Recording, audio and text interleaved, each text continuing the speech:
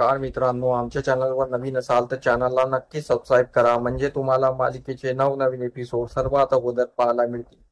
तर तुला शिकवीन चांगलाच धडा या मालिकेमध्ये काय घडलं ते आपण बघणार आहोत. भुवनेश्वरी अक्षरासोबत बोलून घरी आलेली असते आणि भुवनेश्वरीने वकिलाला फोन करून डॉक्युमेंट तयार करायला सांगितलेले असते. तर डॉक्युमेंट तयार झालेले असते. वकील भुवनेश्वरीकडे येतात आणि बोलतात की मॅडम, ड्राफ्ट तयार झालेला आहे आणि तुम्ही एकदा चेक करून घ्या. तर भुवनेश्वरी ते डॉक्युमेंट चेक करतात आणि बोलतात, तुम्ही ताबडतोब आता सुनबाईकडे जा आणि हा ड्राफ्ट त्यांना दाखवा आणि त्यांचा जो काही निर्णय त्याच्यातून तुम्ही जे काही बदल आहे ते करून घ्या आणि आजच्या आज करा. तर वकील बोलतो ठीक आहे. वकील तातडीने अक्षराकडे निघतो. इकडे अक्षराचे आई बाबा चिडलेले असतात. अक्षराच्या बाबांना अक्षराला जाऊ द्यायचं नसतं. अक्षरा त्यांना समजावून देण्याचा प्रयत्न करत असते. तेवढ्यात तिथे वकील येतात. वकील बोलतात, अक्षराचं घर हेच आहे का? तर अक्षरा बोलते, हो, हे माझंच घर आहे, मीच अक्षरा आहे. तर वकील आत येतात आणि बोलतात की हे तुमच्यासाठी ड्राफ्ट आहे, भुवनेश्वरी मॅडमनी बनवायला सांगितलं होतं.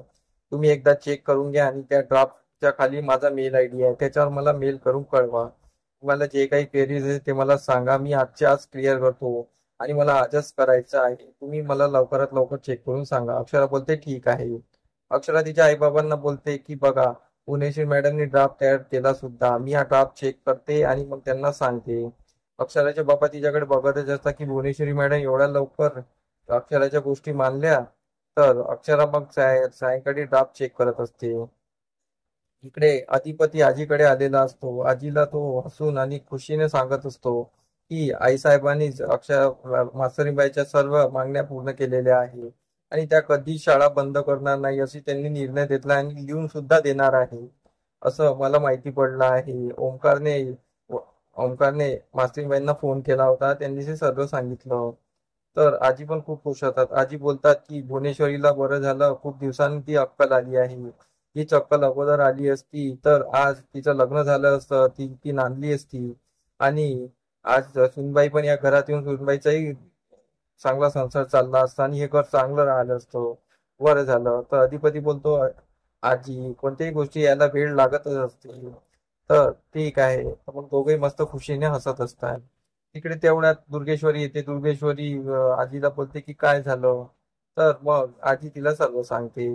तिकडे भुवनेश्वरी आपलं डोकं दाबत असते. भुवनेश्वरीला विचार येत असतात. भुवनेश्वरी बोलते की सुनबाई, तुम्ही माझ्याकडून आता जे काय आहे ते करून घेतलेलं आहे, पण एकदा आमच्या मालकांसोबत लग्न झालं, आम्ही तुमच्या कायदेशीर सासू झाल्या की मग आम्ही तुम्हाला धडा शिकवणार. तुम्ही आमच्याकडून जे काय करून घेतलं त्याचा आम्ही चांगला बदला घेणार. आम्ही तुम्हाला धडा शिकवणार म्हणजे शिकवणार.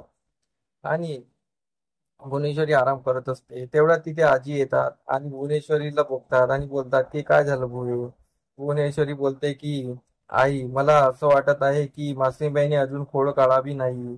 माझ्या डोक्याला ताण येत आहे की त्यांनी अजून काही खोड काढावी नाही, कारण की त्यांनी जे म्हटलं ते मी केलं आणि जे ते करायला पाहिजे होतं ते केलं. आता त्यांनी कोणती खोड काढू नये म्हणजे झालं. तर आजी बोलतात असं काही होणार नाही. आजी तिथून निघून जातात. तर मग ते दुर्गेश्वरी येते. दुर्गेश्वरी बोलते की काय झालं ताई. तर भुवनेश्वरी बोलते काही नाही, पण आम्ही जे अक्षराला पाहिजे होतं ते आम्ही केलेलं आहे. तर आता फक्त त्यांचा मेल यायचा बाकी आहे. त्यांची मेलची वाट बघत आहे. त्यांचा आतापर्यंत कॉल आलेला नाही. तर दुर्गेश्वरी बोलते, तू तुझं काम केलं ना, आता ती तिचं काम करेल, टेन्शन घेऊ नको. तिकडे अक्षराने सर्व ड्राफ्ट वाचलेला वाचत असते आणि तेव्हा तिची आई येते तिथे. तर अक्षराला ती विचारते की भुवनेश्वरी मॅडमने एवढे मुद्दे एवढ्या लवकर मांडले पण, तर किती छान. आणि त्यांनी असंच अगोदर पासून राहिलं असतं तर किती छान राहिलं असतं. तर मग अक्षराची आई बोलते की तू शाळेत प्ले स्कूल काऊन नाही ओपन करत. अक्षराला हे आठवते. अक्षराला बोलते, आई किती छान आयडिया आहे, मी हा मुद्दा याच्यामध्ये मांडते.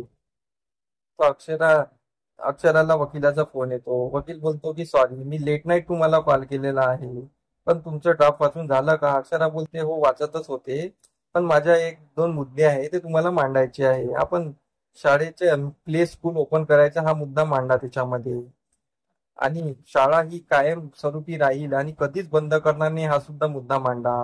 तर वकील बोलतो ठीक आहे. वकील फोन ठेवतो आणि भुवनेश्वरी मॅडमला कॉल करतो की अक्षरा मॅडमचा मेल आला होता, त्यांनी काही दोन मुद्दे सांगितलेले आहे. तर मग त्यावर भुवनेश्वरी बोलते त्यांना जे मुद्दे पाहिजे ते मांडून टाका आणि जे काय ते आजच्या आज क्लिअर करा. तर वकील बोलतो ठीक आहे. तर इकडे भुवनेश्वरी आणि वकीलचं बोलणं होतं. आणि मग वकील अक्षराला बोलतो की मॅडमनी परवानगी दिलेली आहे, मी ड्राफ्ट तयार करतो आणि फायनल करतो. तर अक्षराची आई बोलते की वा, भुवनेश्वरी मॅडम एवढ्या लवकर मानल्या सुद्धा, तुझ्या सर्व अटी पूर्ण केल्या. तेव्हा तिथे अक्षराचे बाबा येतात, ते पण बोलतात की एवढ्या लवकर त्यांनी तुझ्या सर्व मागण्या क्लिअर केल्या. मग अक्षरा चारुवासला फोन लावते आणि चारुवास सरांशी बोलणं होते तिचं. चारुवास बोलतो की आता आपण भुवनेश्वरीला सर्व सत्य सांगून द्यावं, आपण काय शिकत होतो. तर त्यावर अक्षरा बोलते की थांबा, थोडा वेळ थांबा, मग सांगाल त्यांना. तर चारुवास आता भुवनेश्वरीला असं काय सांगणार आहे की जेव्हा भुवनेश्वरीचे धाबे जाणणार आहे, हे पाहणं रंजक ठरणार आहे. त्यासाठी आमचे व्हिडिओ बघत राहा. आमचा एपिसोड तुम्हाला कसा वाटला का मला कमेंट करून नक्की सांगा. धन्यवाद. आमचा एपिसोड तुम्हाला कसा वाटला हे आम्हाला कमेंट करून नक्की सांगा. आम्ही तुमच्यासाठी नवनवीन एपिसोड घेऊन येत राहू. त्यासाठी आमच्या व्हिडिओला बघत राहा. धन्यवाद.